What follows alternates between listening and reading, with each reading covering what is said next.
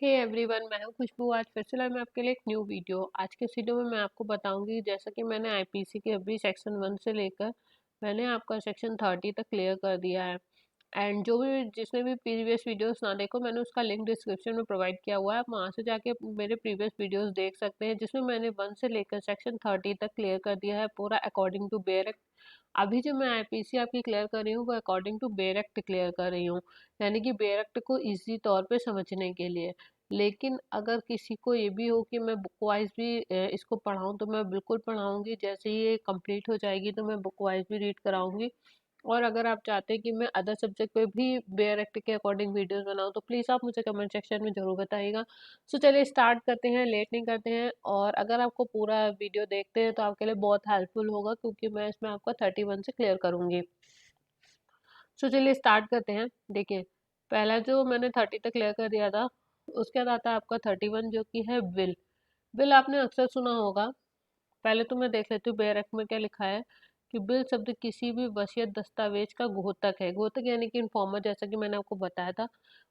वसीयती यानी कि जो आपका इच्छा पत्र जिसको बोलते हैं, यानी कि जब भी कोई अपने मरने के पश्चात क्या उसकी प्रॉपर्टी का होना है, या उसने जो भी वसीयत दी है तो उसकी इच्छा के अनुसार आगे क्या होना चाहिए उसके मरने के बाद, वो सारी चीज़ें उस विल में लिखी होती हैं। उसे इच्छा पत्र भी बोल सकते हो। वो जिसमें लिखी होती है वो एक दस्तावेज होता है, यानी कि जैसा कि अभी मैंने पहले बताया था कि दस्तावेज क्या होता है, वही होता है कि वो दस्तावेज पे ही लिखी जाती है। तो उसी से ही लोगों को पता चलता है कि विल में क्या लिखा हुआ है, तो इसीलिए इसको क्या कहते हैं, घोतक कहते हैं।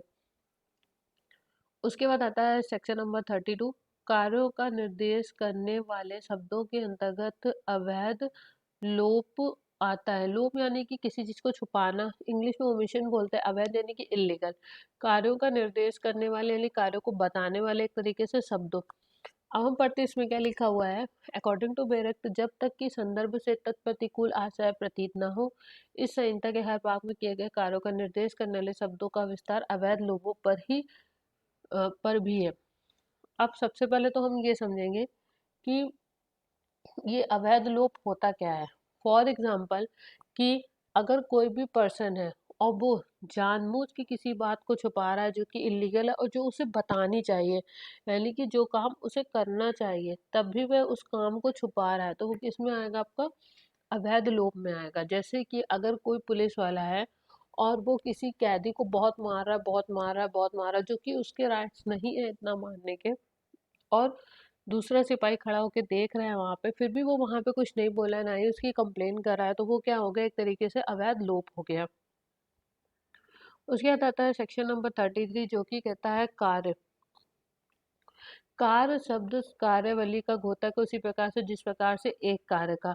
कार्यवली यानी कि बहुत सारे कार्य, उनका इन्फॉर्मर होता है, उसको भी कार्य में ही आएगा। जैसे कि, और यहाँ पे पहले हम लोप को पढ़ लेते हैं। लोप शब्द और लोपावली का घोतक उसी प्रकार से जिस प्रकार एक लोप का, यानी कि बहुत सारे लोप हैं, अगर उनको लोपावली बोलते हैं। ये उसी का घोतक है, जिस प्रकार चाहे एक लोप की बात हो चाहे बहुत सारे लोप की, तो लोप ही कहलाएगा। अब हम इसको किस तरह से समझेंगे, जैसे कि अगर कोई भी पर्सन है, किसी को एक झापड़ मारे या 10 झापड़ मारे, ठीक है, तो उसने बहुत सारे कार्य किए हैं, लेकिन उसकी जो सजा मिलेगी तो उसको अलग अलग तो नहीं मिलेगी। उसको मिलेगी तो सिर्फ झापड़ की सजा, ना चाहे वो 10 मारे चाहे वो 20 मारे। ठीक है, तो ये आपको क्या आ जाता है, कार्य लोप। अब हम चलते हैं सेक्शन नंबर 34 पे। ये आपका बहुत ही लेंथी सेक्शन है, लेकिन मैं आपको अभी अकॉर्डिंग टू बेयर एक्ट बता रही, तो मैं इन शॉर्ट में क्लियर कर देती हूँ। बट ये सेक्शन को बहुत डीप से समझना बहुत ज़्यादा ज़रूरी है, नहीं तो ये आपका चैप्टर बिल्कुल भी क्लियर नहीं हो पाएगा।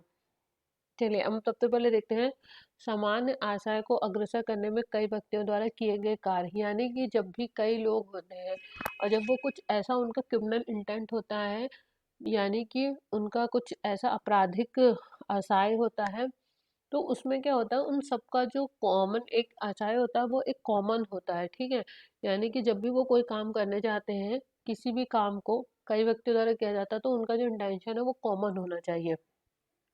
अब हम देखते हैं, जबकि कोई आपराधिक कार्य कई व्यक्तियों द्वारा अपने सबके समान आशय को अग्रसर करने में किया जाता है, तब ऐसे व्यक्तियों में से हर व्यक्ति उस कार्य के लिए उसी प्रकार दायित्व यानी कि लायबिलिटी के अधीन है, मानो वह कार्य अकेले उसी ने किया। जैसे कि अगर चार लोग मिलकर किसी भी एक आदमी का मर्डर करते हैं, इसका मतलब है कि इन चारों को पता था कि हम अगर उन चारों का, पहले तो बात तो इंटेंशन एक होगा, उन्होंने प्रिपरेशन साथ में की होगी, प्लस उनको उसका परिणाम पता होगा कि अगर हम ऐसा करेंगे तो उसका मर्डर हो जाएगा।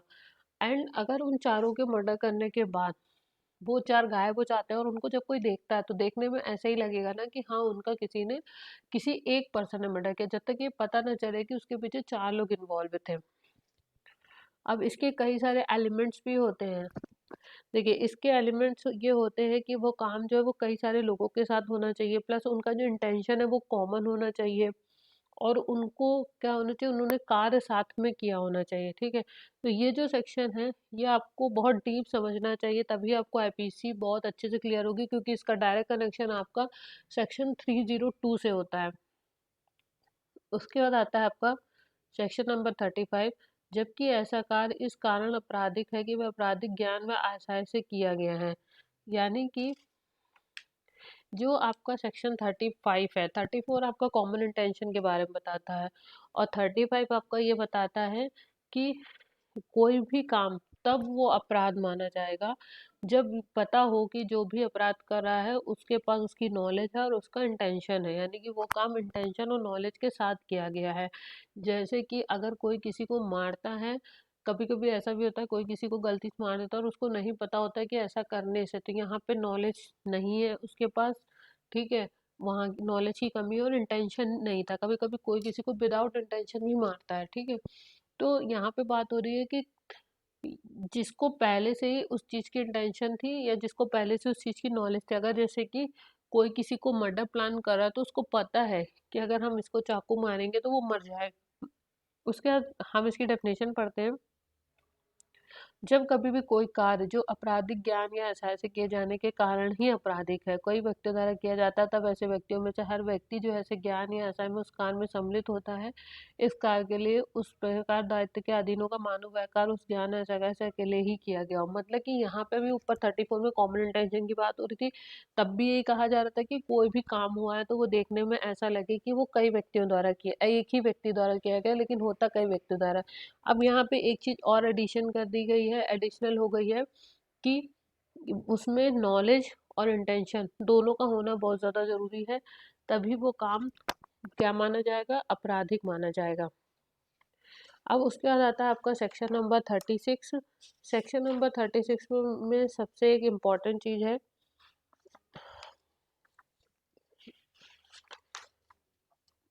देखिए इसमें आता है अंशतः कार्य द्वारा, अंशतः लोभ द्वारा कार्य का परिणाम।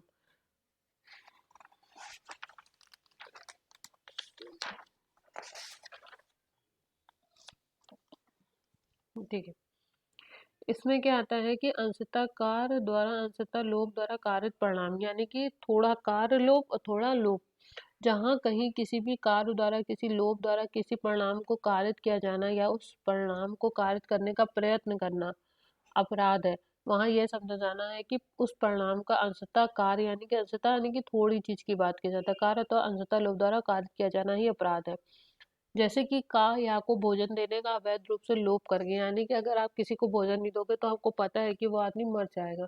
या को पीट कर चाचाए या की मृत्यु कारित करता है, यानी कि जानबूझकर का ने हत्या की है। ठीक है, यानी कि उसको पता था, यानी कि पहले तो उसने कार्य लोभ किया, खाना नहीं दिया। ठीक है, उसको खाना देना चाहिए था और उसकी पीट कर हत्या कर दी। अब उसके बाद आता है आपका सेक्शन नंबर 37। किसी अपराध को गठित करने वाले कई व्यक्तियों में से किसी एक को करके सहयोग करना। जब कि कोई अपराध कई कार्यों द्वारा किया जाता है, तब जो कोई या तो अकेले या किसी अन्य व्यक्ति के साथ सम्मिलित होकर उन कार्यों में से कोई एक कार्य करके उस अपराध के लिए जाने में सहायता सहयोग करता है। यानी कि जब भी कोई अपराध होता है वो कई चीजों के द्वारा किया जाता है। जैसे कि कभी कोई अपराध होता है वो एक बार में ही खत्म कर दिया जाता है, लेकिन कभी कभी कुछ ऐसे भी अपराध होते हैं जो थोड़ा थोड़ा करके किए जाते हैं, जैसे कि किसी को थोड़ा थोड़ा करके मारना, अभी थोड़ा थोड़ा करके पीटना। तो उसी में से जब कोई व्यक्ति किसी एक कार्य में शामिल हो जाता है तो वह अपराधी ही माना जाएगा। अब एग्जाम्पल देखते हैं कि का और खा पृथक पृथक रूप से यानी कि भिन्न भिन्न रूप से विभिन्न समयों पर या को विष की छोटी छोटी मात्राएं देकर उसकी हत्या करने को सहमत होते हैं। यानी कि का और खा ने डिसाइड किया है कि या को वह एक बार में जहर नहीं देंगे, वो थोड़ा थोड़ा जहर देके उसको मारेंगे। का और खा या की हत्या करने के आशय से यानी कि इंटेंशन से सहमति के अनुसार या को विष देते हैं। यानी कि का और खा का प्लान बन चुका है, अब वो या को थोड़ा थोड़ा करके क्या देंगे, जहर देंगे। या इस प्रकार की दी गई विष की कई मात्राओं के प्रभाव से मर जाता है। यहाँ का और खा हत्या के साथ सहयोग करते हैं, क्योंकि उनमें से हर एक ऐसा कार्य करता है जिसमें मृत्यु कारित होती है। वह दोनों इस अपराध के दोषी है, यद्यपि उनके कार्य पृथक हैं, यानी कि अलग अलग है। का और खा संयुक्त जेलर है, यानी कि का भी जेलर है और खा भी जेलर है, और अपनी उस हैसियत में से एक कैदी या का बारी बारी से एक समय में 6 घंटे के लिए संरक्षण बाहर रखते हैं। यानी कि वह अपने अंडर रखते हैं, यानी कि 6 घंटे के लिए कहा रखता है और 6 घंटे के लिए खा रखता है। या को दिए जाने के प्रयोजन से जो भोजन का और खा को दिया जाता है, वह भोजन उस आशय से या की मृत्यु कारित कर दी जाए। हर एक अपने हाजिरी के काल में या को देने का लोभ करके परिणाम अवैध रूप से कार्य करने में जानते हुए सहयोग करते, या भूख से मर जाता है। खा दोनों या की हत्या के दोषी हैं। ठीक है, उसके बाद आता है वही सेम है। अब आता है आपका सेक्शन नंबर 38। आपराधिक कार्य में संयुक्त विभिन्न अपराधियों के दोषी हो सकेंगे। जहाँ की कई व्यक्ति किसी आपराधिक कार्य को करने में लगे हुए हैं, वहाँ वह उस कार्य के आधार पर विभिन्न अपराधों के दोषी हो सकेंगे।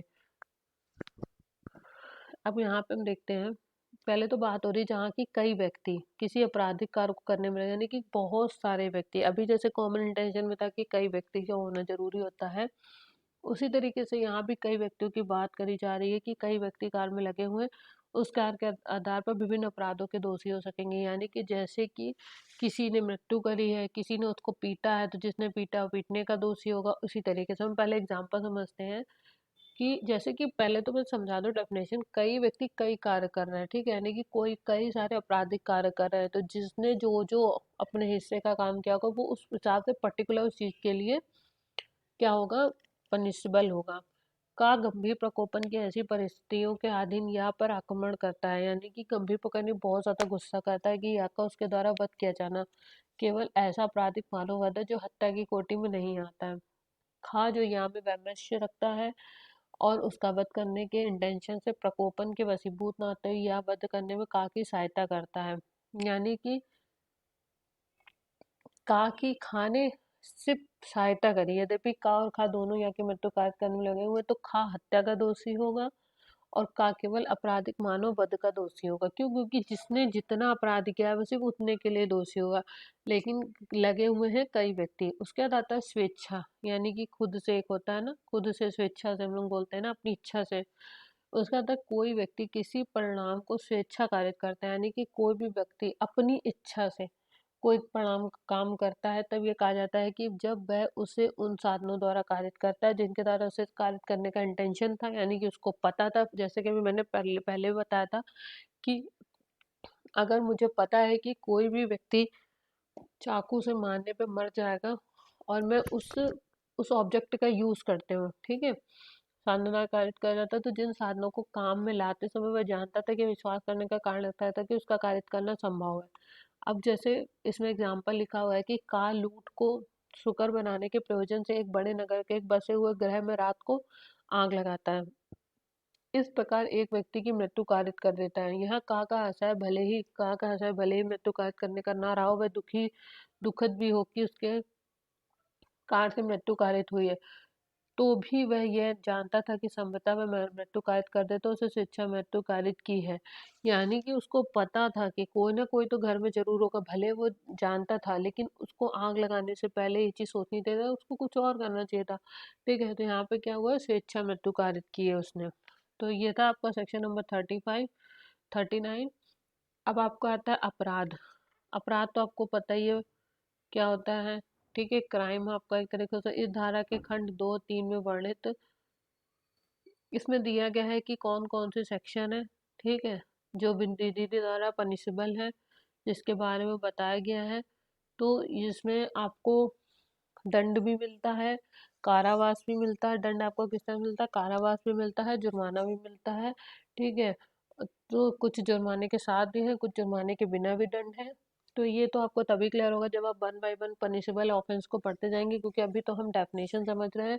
तो ये था आपका सेक्शन नंबर 31 से 40 तक। तो अब मेरा जो नेक्स्ट वीडियो रहेगा वो रहेगा 41 से आपका, जहाँ पे आपका चैप्टर फिनिश हो रहा है आपका 52, ये आपका 52A तक, यानी कि 52 का तक। तो ये आपका नेक्स्ट वीडियो में फिनिश हो जाएगा चैप्टर 2, फिर मैं स्टार्ट करूँगी चैप्टर 3। अगर आपको कोई और भी डायरेक्ट पढ़नी हो तो आप प्लीज़ मुझे कमेंट सेक्शन में बताएं। And thank you so much watching this video. ऐसे ही मुझे सपोर्ट करते रहें।